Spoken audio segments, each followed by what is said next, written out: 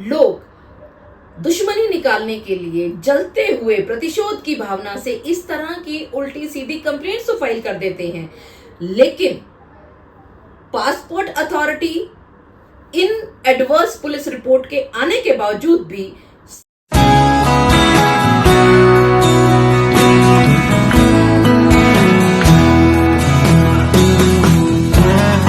आप सभी ने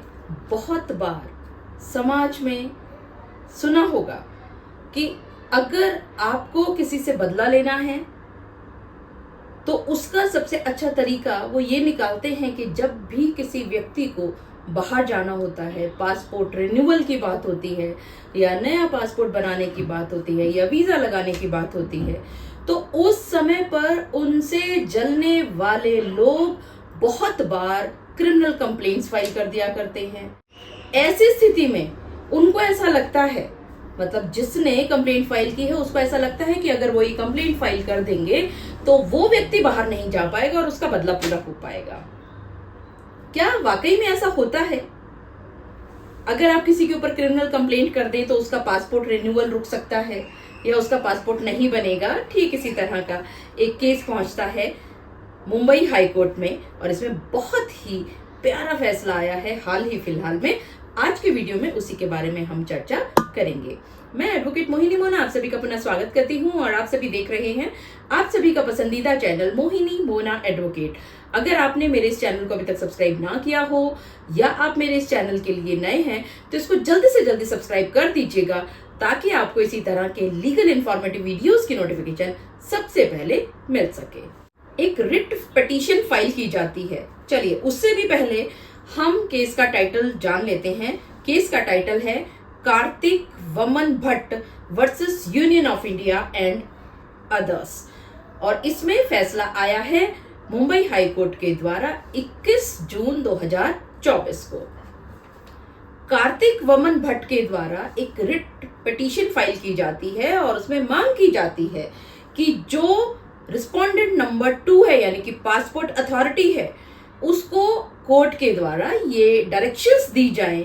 कि जो भी पेंडिंग एप्लीकेशन है इस पिटिशनर की यानी कि कार्तिक वमन भट्ट की, उन एप्लीकेशंस को अलाउ कर दिया जाए, अप्रूव कर दिया जाए। और वो जो पेंडिंग एप्लीकेशंस थी वो एक तो थी कि जो उनका पासपोर्ट पहले से बना हुआ था उसको रिन्यूअल कराने के लिए, और साथ ही ये भी मांग की गई थी एप्लीकेशन में कि वो जो रिन्यूअल है उसके बाद इसको इशू कर दिया जाए फुल पीरियड 10 साल के लिए। ये जो रिस्पोंडेंट नंबर 2 पासपोर्ट अथॉरिटी है इसने एक एफिडेविट फाइल किया था और उसके पैराग्राफ नंबर 10 में ये लिखा गया था कि कुछ एडवर्स पुलिस रिपोर्ट फाइल की गई है इस पिटिशनर के लिए या इस पिटिशनर के खिलाफ। पहला उन्होंने कहा, जो पुलिस रिपोर्ट थी उसमें पहली बात ये कही गई कि कुछ क्रिमिनल प्रोसीडिंग्स हैं जो कि एमएम कोर्ट अंधेरी मुंबई के सामने लंबित हैं, पेंडिंग हैं। और दूसरा ये कहा गया कि एक एप्लीकेशन फाइल की गई है अंडर सेक्शन 14 ऑफ सरफेसी जो कि चल रही है सीएमएम साहब एस प्लेंडो कोर्ट मुंबई के सामने। अब यहां पर दो बातें हैं, एक तो क्रिमिनल प्रोसीडिंग्स चल रही हैं और दूसरा एक एप्लीकेशन फाइल है सरफेसी एक्ट के अंदर। अब यहां पे जहां तक ये सेक्शन 14 सरफेसी एक्ट की बात है, इसके जवाब में Kokila Kartik Bhatt versus union of India के केस की चर्चा की गई और ये बताया गया कि ये जो प्रोसीडिंग्स हैं ये क्रिमिनल प्रोसीडिंग्स नहीं है बल्कि सिविल नेचर की हैं और अगर ये ऐसा है तो ऑब्जेक्शन बचता ही नहीं है। जहां तक क्रिमिनल प्रोसीडिंग्स की बात है एमएम कोर्ट के सामने, तो एक प्राइवेट कंप्लेंट फाइल की गई है जिसमें बहुत सारे सेक्शंस लगाए गए हैं और इस कंप्लेंट में एक ऑर्डर पास हुआ है कि कंप्लेंट जो है कंसर्न्ड पुलिस स्टेशन में अंडर सेक्शन 202 सीआरपीसी के तहत इन्वेस्टिगेशन के लिए भेजी जाए और उसमें अगली डेट 28/6/2011 की लगा दी जाती है। ये ऑर्डर भी चैलेंज किया गया और इसमें 21/4/2015 को स्टे मिल गया। यहाँ पर एक ऑफिस मेमोरेंडम की बात की गई है जो कि 10/10/2019 को पास किया गया था, जिसमें बहुत क्लियरली ये बात कही गई है कि अगर सिर्फ FIR की गई है और इन्वेस्टिगेशन चल रही है तो सेक्शन 62F पासपोर्ट एक्ट उसमें अड़ंगा नहीं डाल सकता, उसमें रोक नहीं लगा सकता। अब देखिए,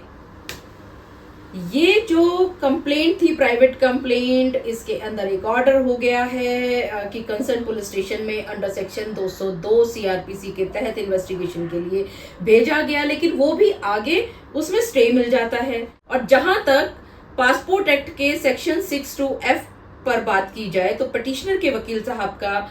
ये कहना था कि अगर क्रिमिनल कोर्ट में प्रोसीडिंग्स पेंडिंग हैं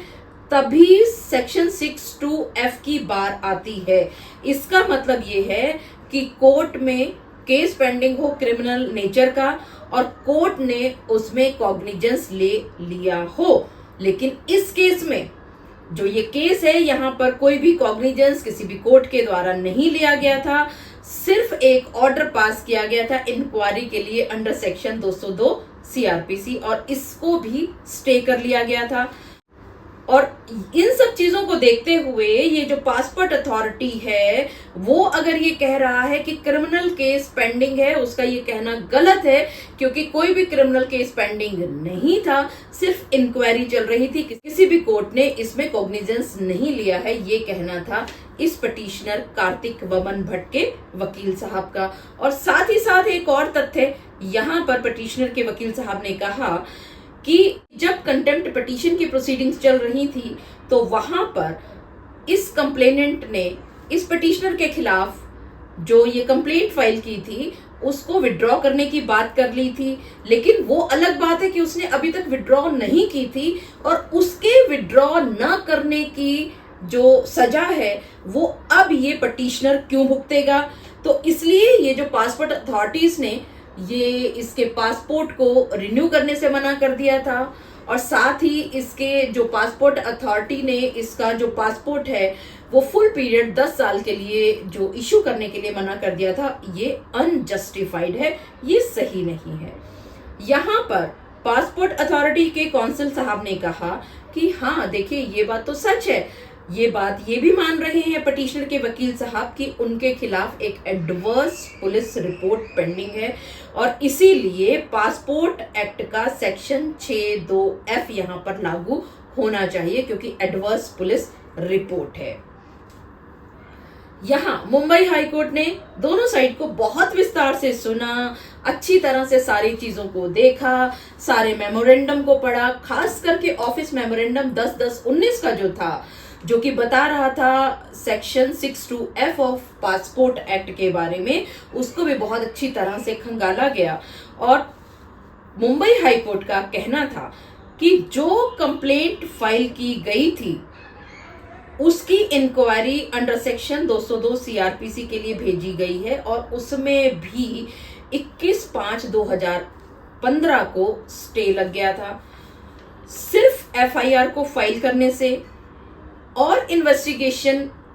पेंडिंग होने से पासपोर्ट एक्ट का सेक्शन 62F लागू नहीं होता है। ये लागू सिर्फ और सिर्फ उस स्थिति में होगा जब केस रजिस्टर हो चुका हो, कोर्ट ने उसमें कॉग्निजेंस ले लिया हो, सिर्फ तभी इसमें 62F ऑफ पासपोर्ट एक्ट लागू होगा। और साथ ही मुंबई हाईकोर्ट ने कंटेम्प्ट पिटीशन की भी बात की। कंप्लेनेंट जिसने कंप्लेंट की थी उसने अपनी कंप्लेंट को विड्रॉ करने की भी बात की, लेकिन वो अलग बात है कि उसने विड्रॉ नहीं की, लेकिन उसने अपना एक एफिडेविट तो दे दिया कि वो विड्रॉ कर लेगा और उसकी सजा अब इस पिटिशनर को नहीं मिलनी चाहिए। इसी वजह से जो अथॉरिटी जो ये कह रही है कि इसके पासपोर्ट को वो रिन्यू नहीं करेगी क्योंकि एडवर्स पुलिस रिपोर्ट है, और वो ये भी कह रही है पासपोर्ट अथॉरिटी कि ये जो एप्लीकेशन है दूसरी की, इनका जो पासपोर्ट है फुल पीरियड 10 साल के लिए इशू कर दिया जाए, वो उसको भी जो रोक रही है, ऑब्जेक्ट कर रही है। सिर्फ एक पुलिस रिपोर्ट जो कि एडवर्स आ गई है इस पिटिशनर के खिलाफ, तो वो ऐसा कहना इस पासपोर्ट अथॉरिटी का जस्टिफाई नहीं है। और ये सब बातें कहते हुए रिट पिटीशन को मुंबई हाईकोर्ट ने डिस्पोज ऑफ कर दिया और direction they the passport authority को कि ये जो एडवर्स पुलिस रिपोर्ट फाइल की गई है पुलिस के द्वारा, इसको इग्नोर करें और इस व्यक्ति का, इस पिटिशनर का जो पासपोर्ट है वो विद इन 3 मंथ्स यानी 3 हफ्ते के अंदर अंदर इसको रिन्यू कर दें। और ये कहते हुए इस केस को डिस्पोज ऑफ कर दिया। और यहां पर डिस्पोज ऑफ करने के बाद भी मुंबई हाई कोर्ट ने बोर्ड पर 18 जुलाई 2024 की डेट दे दी for compliance of this court order. यानी कि कोर्ट ने कहा कि मैंने ऑर्डर तो कर दिया लेकिन इसको कंप्लाई किया गया या नहीं किया गया, यानी 3 हफ्ते में पासपोर्ट अथॉरिटी ने इस पिटिशनर का पासपोर्ट रिन्यू किया या नहीं किया। ये जो दूसरी एप्लीकेशन है कि ये जो पासपोर्ट है 10 साल के लिए यानी कि फुल पीरियड के लिए इशू कर दिया जाए, वो किया कि नहीं किया। पासपोर्ट अथॉरिटी ने इसको देखने के लिए, इसकी कंप्लायंस रिपोर्ट के लिए अगली तारीख 18 जुलाई 2024 लगा दी गई है। तो देखा आपने, लोग दुश्मनी निकालने के लिए जलते हुए प्रतिशोध की भावना से इस तरह की उल्टी सीधी कंप्लेंट्स तो फाइल कर देते हैं, लेकिन passport authority in adverse police report के आने के बावजूद भी 62F पासपोर्ट एक्ट के अंतर्गत इसके रिन्यूअल को या इसकी इशुएंस को नहीं रोक सकता। और ऑफिस मेमोरेंडम 10/10/2019 जो है वो बहुत क्लियरली इस बात को कहता है कि सिर्फ FIR को पेंडिंग होने से और इन्वेस्टिगेशन को चलने से 62F के अंतर्गत किसी का भी पासपोर्ट रोका नहीं जा सकता। तो देखा आपने, कितना प्यारा जजमेंट आप सभी के फेवर में आया है। अगर आप सभी के साथ भी इसी तरह की समस्या है तो आप इस ऑर्डर की कॉपी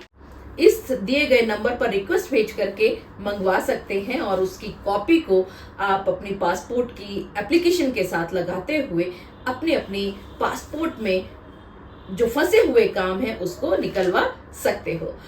मुझे पूरा विश्वास है कि आप सभी को मेरा आज का वीडियो भी बहुत अच्छा लगा होगा। अगर आपको मेरा आज का वीडियो भी अच्छा लगा तो इसको लाइक, शेयर और कमेंट करना ना भूलिएगा। और हाँ, अगर आप मेरे इस चैनल के लिए नए हैं तो इन्फॉर्मेटिव वीडियोस की नोटिफिकेशन सबसे पहले मिल सके। अपना और अपने परिवार का बहुत अच्छी तरह से ध्यान रखिएगा। Thank you, take care,